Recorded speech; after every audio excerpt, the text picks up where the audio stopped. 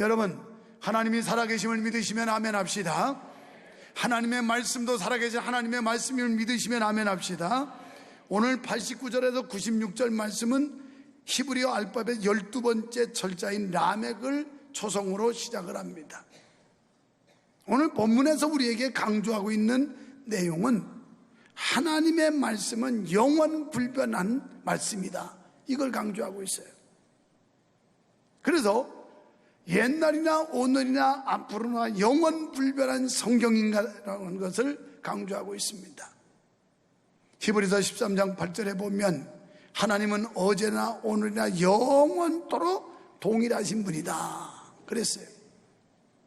그러니까 과거, 현재, 미래에 실존하시는 하나님, 그분이 하신 말씀이라면 영원 불변한 생명의 말씀이요, 하나님이 약속한 이 성경은 반드시 성취된다는 사실을 믿으시면 아멘 합시다. 그래서 그러면 이렇다는 사실을 어떻게 증명합니까? 시인은 천지를 예를 들어서 설명하고 있어요. 하늘에 뜬 태양, 그리고 많은 천체들, 그리고 이 땅의 만물들, 이것이 세월이 지나갔지만, 시대가 흘렀지만 변하지 않고 지금도 실존하고 있는 이 놀라운 사실은 결국 말씀으로 천지를 창조하신 하나님의 그 능력에 의하여 지어진 세계가 지금도 건재하는 한 하나님이 하신 말씀 성경은 살아있는 하나님의 말씀이요 약속이라고 신앙을 고백하고 있는 겁니다. 마치 하늘이 변함없이 창공에 펼쳐져 있듯이, 땅이 온 세상에 편만해 있듯이 하나님의 말씀은 창조 이래 지금도 우주 만물에 가득 편만해 있다라는 것입니다. 사랑하는 성도 여러분, 인간은 유한하나 하나님의 말씀은 영원하다는 사실을 믿으시기를 축원합니다. 시인은 하나님의 말씀을 읽고 듣고 묵상하면서 하나님을 창조주로 고백하고 있어요. 우리가 성경을 하나님의 말씀으로 믿을 때 놀라운 역사가 일어납니다. 똑같은 성경이지만 믿는 자에게는 기적이 말씀이 되지만 믿지 않는 자에게는 종이장에 쓰여진 글에 불과합니다. 하나님의 말씀을 하나님의 말씀으로 받아들이고 하나님의 약속을 하나님이 하신 것으로 받아들이며 이 말씀을 기록해 하신 하나님이 살아계신 하나님이라고 믿는 자에게는 이 성경은 기적으로 와닿는다는 사실입니다.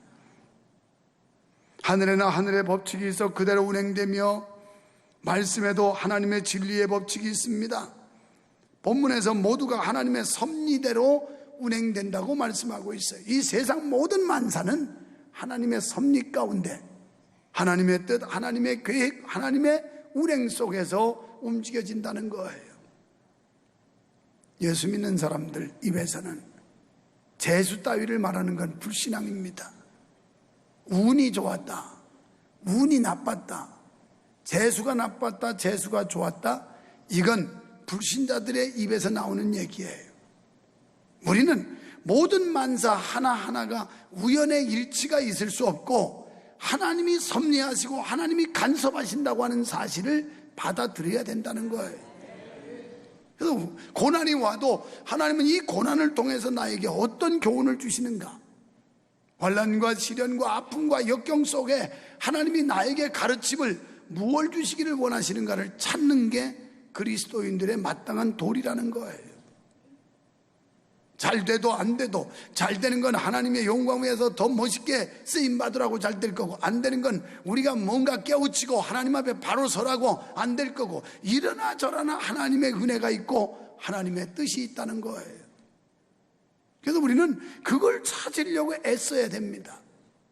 지금 현 상황을 통해 하나님이 나에게 주시는 교훈이 뭐냐 이거예요. 하나님의 뜻이 뭐길래 나를 이렇게 힘들고 고통스럽게 할까? 이걸 찾으면서 하나님 앞에서 답을 구해야 돼요. 모든 문제의 해답은 성경에 있어요. 성경 가지고 못 풀 문제가 없습니다. 어떤 난제도 성경을 가지고 풀면 풀리는 줄로 믿습니다.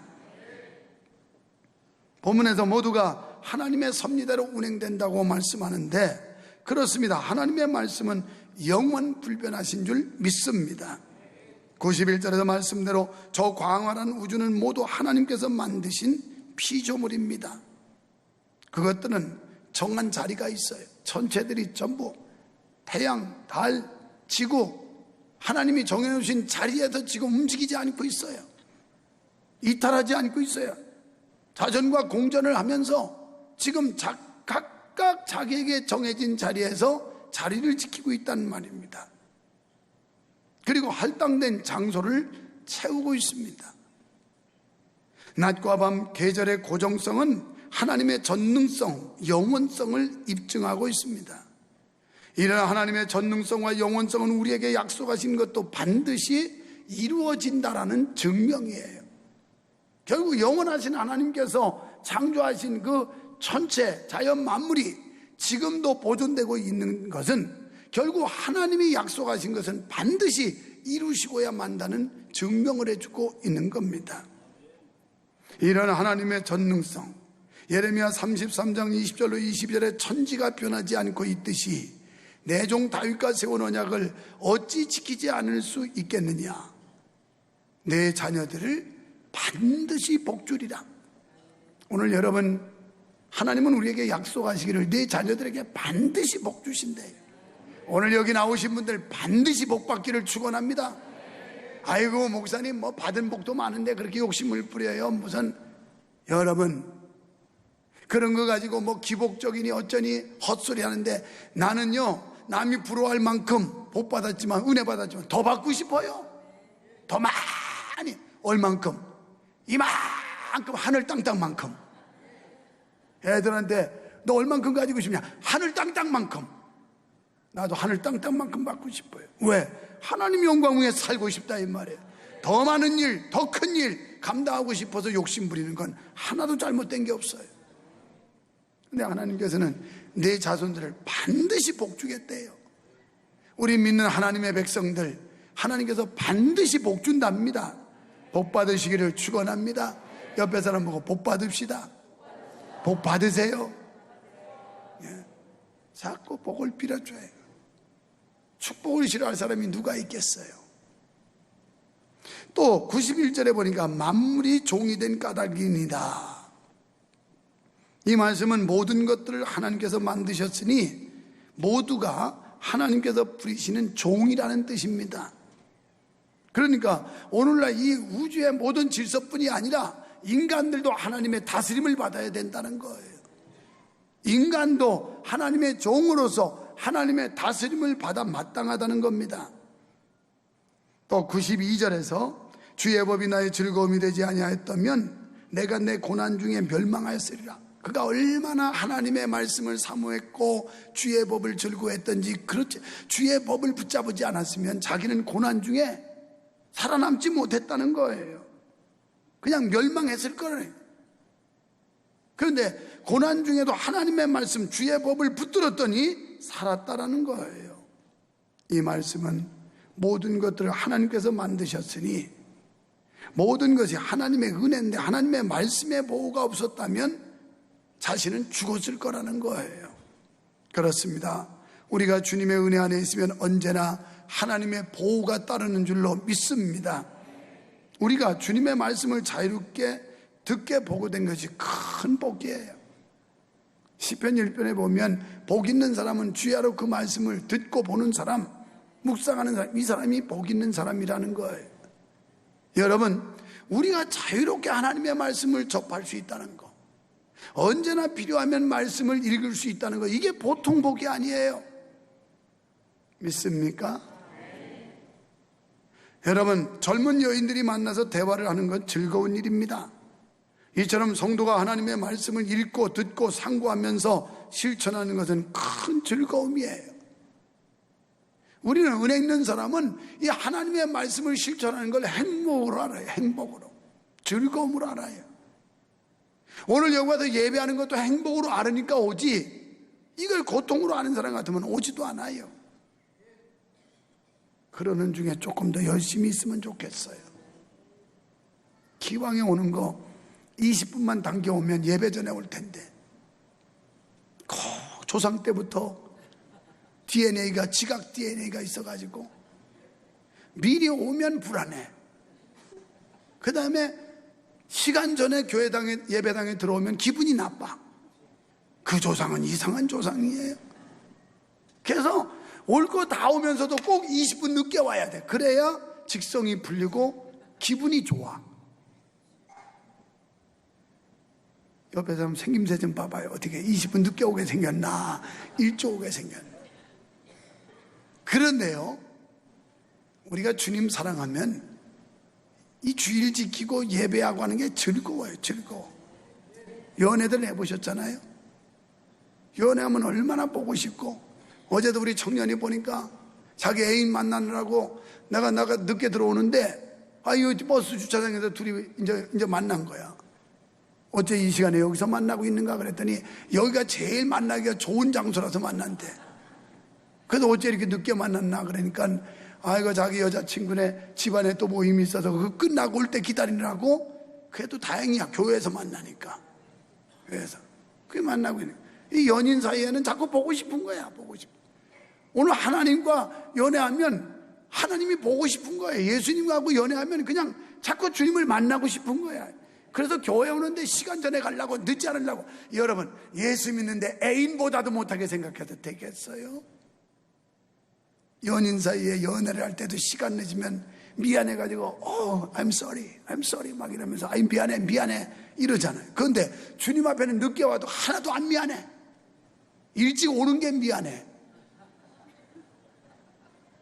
오늘 여기 시인은 뭐라고 그랬냐면 하나님의 말씀을 정금같이 사모했다네. 정금은 순도가 아주 높은 겁니다. 굉장히 귀한 가치입니다. 이거보다 더 사모했다는 거예요. 더 사랑했다는 거예요. 사랑하는 여러분, 하나님의 말씀을 사랑하시기를 축원합니다. 그래서 하나님의 말씀 듣는 게 기대가 돼야 됐고, 은혜 받는 자리가 기다려야 돼야 됐고, 그래서 미리 와서 준비하고 마음으로 묵상하고 한 주간의 삶을 돌이켜보면서 잘못한 거 뉘우치고 회개도 하고 이러고서 마음으로 활짝 열고 들어야 말씀이 들어가지. 이걸 완전 이렇게 닫아놓고 그리고 허겁지겁 와서 설교를 듣겠다는데, 글쎄요, 유 목사가 설교를 못하는 책임도 있겠지만 아무리 파워풀하게 설교를 해도 닫아놨는데 뭐가 들어가요? 닫아놨는데. 그분들은 왜 오셨냐면 눈도장 찍기 위해서 온 거예요. 그래도 안 오면 또 날벼락 나면 안 되니까. 그리고 또 안 왔다고 교역자들이 왜 집사님 어제 주일날 왜 못 왔어요? 이러면 또 귀찮잖아요. 그래서 그 귀찮음 이거 해소하기 위해서 그냥 오신 분들이 더러 있는지 모르겠어요. 그러니까 목사로 하여금 그런 오해 안 받으시려면 일찍 오세요. 일찍. 제가 그렇게 부탁을 하는데 교회 올 때는 직행으로 오고 집에 갈 때는 완행으로 가라고 그렇게 당부를 하건만, 조상 때부터 하여튼 유치원 다닐 때부터 지각했던 그 DNA는 여전히 지각이야. 오늘까지 지각한 사람은 봐줄게요. 선생님이 그러잖아요. 너 한 번만 봐준다. 네, 선생님. 그러다 또 그러면 매 맞아요. 하나님이 살아계심을 믿습니다. 우리가 이렇게 하나님의 말씀을 자유롭게 읽고 듣고 그리고 지킨다는 게 얼마나 행복이에요. 왜냐하면 말씀 속에 위로가 있고 말씀 속에 능력이 있고 말씀 속에 기쁨이 있고 말씀 속에 감격이기 때문인 줄 믿습니다. 그래서 시편 19편 9절로 10절에 주의 말씀을 정금보다 사모했고 꿀과 송이꿀보다도 달았다는 거예요. 그냥 꿀은 생각만 해도 침 생겨. 그리고 그 단꿀 생각하면 막 침이 꿀떡꿀떡 넘어가요. 밥도 맛있게 먹으면 꿀맛이라고 그러고 전부 좋은 표현을 꿀맛 같다, 꿀맛이다 그러잖아요. 오늘 예배가 꿀맛이 되기를 축원합니다. 그래서 찬송을 부를 때도 그렇고 말씀을 들을 때도 그렇고 그래서 입술을 혓바닥으로 빨아가면서 아멘 아멘 이렇게 먹었으면 얼마나 좋으련만.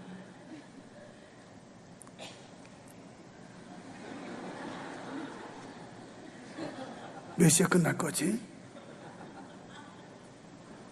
지금 저렇게 시작인가 본데 본론도 안 들어가니 언제 끝날 거지?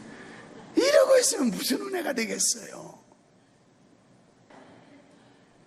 시인은 고난 중에 있을 때 이 말씀을 통해서 은혜를 공급받지 않고 힘을 얻지 않았으면 자기는 인내할 수가 없었다는 거예요.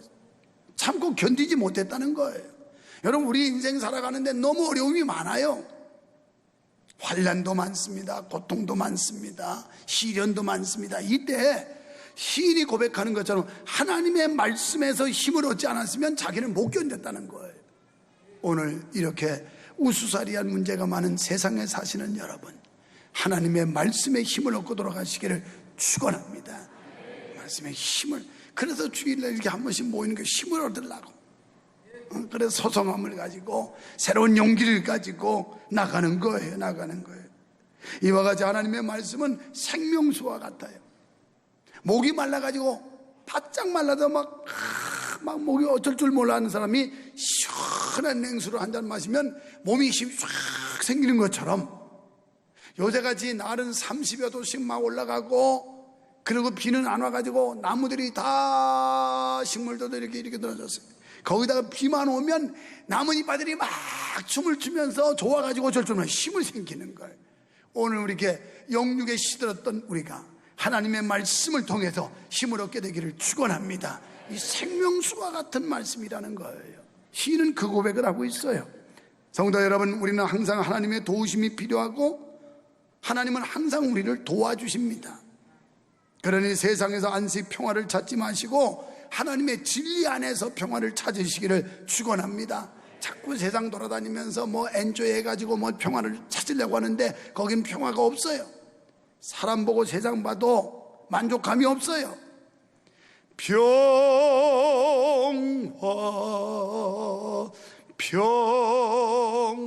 평화로다 하늘 위에서 내려오네. 그 사랑의 물결이 영원토록 내 영혼을 덮으소서. 그렇습니다. 평화, 하나님이 주시는 평화, 이것이 진정한 평화요 참된 평화임을 믿으시면 아멘 합시다. 이 평화를 안고 가야 돼요. 94절 말씀처럼 말씀의 의미를 깨닫는 자는 복종의 삶을 살게 돼요. 사람들은 세상에 사는 동안 많은 것을 배우고 깨닫습니다. 그리고 공동체 안에서 자기 위치를 발견하고 사는데, 확인하고 사는데, 이게 자기 발견이라는 거예요. 요즘 현대적 용어로 자기 정체성이에요. 정체성. 여러분, 정체성을 찾아야 돼요. 우리는 크리스찬이에요. 적어도 예수 믿는 하나님의 자녀들이라 이 말이에요. 내가 누구인가? 그리고 교회에서 자기 직분에 걸맞는 삶을 살도록 노력해야 돼요. 목사인 제가 목사답게 목사 직분에 합당하게 살 때 존경심이 생기지, 그렇지 않을 때 저를 존경할 수 있겠어요? 교회 장로님이나 권사님이나 집사님이나 성도님이나 여러분이 자기 정체성을 확립하고 여러분 자기 위치를 발견하고 자기 직분에 걸맞는 삶을 살게 될 때 그분을 존경하고 우러러보게 되는 거예요. 그렇지 못하면 추잡한 겁니다. 지저분한 겁니다. 오늘 이 시간 우리는 내가 누군가, 이걸 생각해봐요. 내가 누군가. 시인은 하나님을 향하여 나는 주의 것이오니 이렇게 고백하고 있어요. 나는 주의 것입니다. 그러니까 자기는 하나님의 것이라는 거예요. 나는 내 것이 아니라 주의 핏값으로 샀다는 겁니다. 고린도전서 6장 20절에 보면 값으로 샀다고 그랬고, 고린도전서 7장 23절에는 너희는 값으로 샀다. 그러니까 나는 주의 소유이니 주께 헌신할 존재라는 겁니다.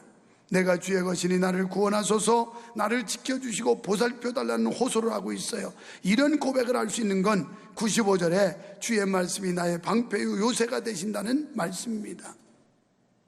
시편 91편 4절에 보면 하나님께서 그 깃으로 우리를 덮어서 우리의 방패와 손방패가 되신다.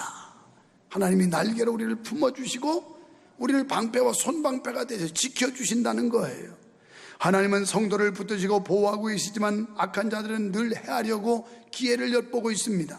악한 자들의 잔인한 공격은 늘 은밀한데 그들은 숨어서 엿봅니다. 사도행전 23장 12절 13절에 보면 사도 바울을 죽이려고 결사대를 조직했는데 그게 40명이나 됐어요. 그리고 23장 16절이나 25장에 가보면 이 결사대들이 바울이 지나가는 그 행로에 거기에 매복하고 있다가 그를 목숨을 해치려고 했다, 이렇게 나와요. 지금도 마귀는 매복하고 있어요. 그래서 베드로 사도가 말씀한 대로 사탄이 누구를 삼킬까 우는 사자처럼 찾고 있다는 거예요. 누구를 삼킬까? 이렇게 은밀한 중에 매복하고 우리를 공격하려고 사탄이 역사하고 있다 이 말이에요. 그래서 이 사탄을 이기는 길은 말씀을 앞세우는 거예요. 하나님의 말씀. 우리 힘으로 우리 지식으로 이기는 게 아닙니다. 하나님의 말씀으로 이기게 될 줄 믿습니다. 이런 상황에서 의인들은 나는 주의 증거들만 생각하겠나이다 라고 고백하고 있어요. 시인은 어떤 상황에서도 당황하지 않고 나의 방패와 요새가 되신다고 믿었고 그 힘으로 살아왔어요. 시편 23편 4절에 보면 내가 사망의 음침한 골짜기로 다닐지라도 해받음을 두려워하지 않는 것은, 이렇게 나와요. 내가 사망의 음침한 골짜기 해받을까 두려워하지 않는다. 왜? 주께서 나와 함께 하십니다. 오늘 이 땅에 사시면서 하나님이 여러분과 함께 하심을 믿는다면 우리는 강하고 담대할 수 있습니다. 마음의 평안을 얻을 수 있습니다. 어디 가서도 용기를 낼 수 있습니다. 왜요? 하나님이 도와주시고 지켜준다고 믿기 때문에 매사에 우리는 적극적으로 대처할 수가 있게 되는 겁니다. 또 96절에서 세상 모든 것에 끝이 있지만 주의 계명은 심히 넓다, 이렇게 말씀을 해요. 그렇습니다. 이 세상의 모든 것들은 효용성에서도 한계가 있고 존재에도 끝이 있어서 다 소멸하게 돼요. 여러분, 인간들이 자랑하는 것들, 인간의 생명, 효용성에 끝이 있어요. 아무리 건강관리 잘하고 별짓 다 해도 조금 수완을 연장을 할지는 모르지만 결국 끝이 있어요. 죽어요. 인간의 권력 영원한 게 아니에요. 결국 그 권력도 떨어질 날이 와요. 하나님의 말씀은 모든 시대 모든 상황에 다 적용되고 모든 사람들에게 적용되는 줄로 믿습니다. 말씀은 모든 것을 치료하는 만능키로서 모두를 치유하는 능력이 있어요. 주의 계명은 인간이 생각하는 것과는 비교도 안 될 정도로 주의 계명을 헤아릴 수 없을 만큼 무궁무진하고 풍성하십니다. 여러분, 우리가 환난을 이기고 믿음 가운데 승리하는 유일한 비결은 오직 주의 말씀을 가까이 할 때 가능한 줄 믿습니다. 여러분, 우리가 주의 계명을 사랑하고 지킨다는 것은 하나님을 사랑한다는 말과 같아요. 시편 26편 7절로 8절에 여호와는 나의 힘과 방패시니, 그런데 여기 여호와는 나의 힘이라고 하는 이 단어, 히브리어로 오즈라고 하는 단어는 어떤 뜻이냐면 외부적인 힘이 아니라 내부적 힘을 말하는 거예요. 어떤 돈의 힘, 권력의 힘, 또 육체의 힘, 이런 걸 말하는 게 아니라 내부적인 힘, 용기, 감사, 자신감, 또 기쁨, 이 내부에서 생겨나는 힘을 말하는 거예요. 그런데요, 외부에 아무리 강력한 힘을 지녔다 하더라도 내부가 약해지고 병들면 힘 못 써요. 그 사람은 용기가 없고 좌절하고 절망하고 시리에 빠지고, 그건 외부의 힘이 아무리 강해도 소용없어요. 그런데 외부가 아무리 약해도 내부에 있는 이 힘, 내적인 힘, 자신감과 용기와 담력과 감사와 기쁨, 소망이 있으면 바깥에 그걸 이기게 되는 거예요. 바로 하나님의 말씀, 여호와는 나의 힘이라고 하는 이 단어, 오즈라고 하는 단어는 그걸 말하는 겁니다. 오늘 여러분 자신감 갖고 사시기를 축원합니다. 담력 가지고 사시기를 축원합니다. 소망 가지고 사시기를 축원합니다. 기뻐하시며 사시기를 축원합니다. 이건 이길 힘이 없어요. 이게 엄청난 힘이에요. 그리고 그분이 우리의 방패가 되셔서 외부의 적들을 막아주십니다. 안팎으로 하나님께서 우리를 지켜주시는 줄 믿습니다. 주의 말씀을 확신했던 시인은 영원 불변하신 말씀에 의지하여 용기를 얻었고 소망을 가질 수 있었다는 거예요. 여러분, 말씀을 가까이 하세요. 말씀을 읽고 듣고 자꾸 말씀을 사랑해 보세요. 거기 힘이 생겨요. 자신감이 생겨요. 그리고 지혜도 생겨요. 능력도 받아요. 정녕 주님의 말씀이 영원 불변하다는 사실을 우리에게 큰 용기와 희망을 주시는 줄 믿습니다. 신명기 8장 1절에 내가 내게 명하는 모든 말씀을 지키면 번성케 되리라 그랬고, 마태복음 24장 35절에 천지는 변해도 내 말은 없어지지 아니하리라. 마태복음 5장 18절에 천지가 없어지기 전에는 율법의 1.1획도 반드시 없어지지 아니하고 다 이루리라. 그러니까 이 성경에 하신 말씀은 하나님이 다 이루어 주신다는 거예요. 여러분, 하나님의 말씀 성경은 진리인 줄로 믿습니다. 진리는 시대와 사람과 환경에 따라 변하면 진리가 아닙니다. 이것은 역사와 시대 그리고 대상 상관없이 영원 불변하기 때문에 하나님의 말씀 성경은 진리의 말씀인 줄로 믿습니다. 오늘 성경 말씀이 진리가 아니고 진리가 되시기를. 말씀 진리야 아주 지겨운 진리의 말씀이 아니고 이 영원 불변의 진리의 말씀으로 받아들여서 말씀 부여잡고 승리하는 여러분 되기를 주님의 이름으로 축원합니다. 그래서 하나님의 말씀이 달고 오면 말씀으로 받아들여 주시기를 축원합니다.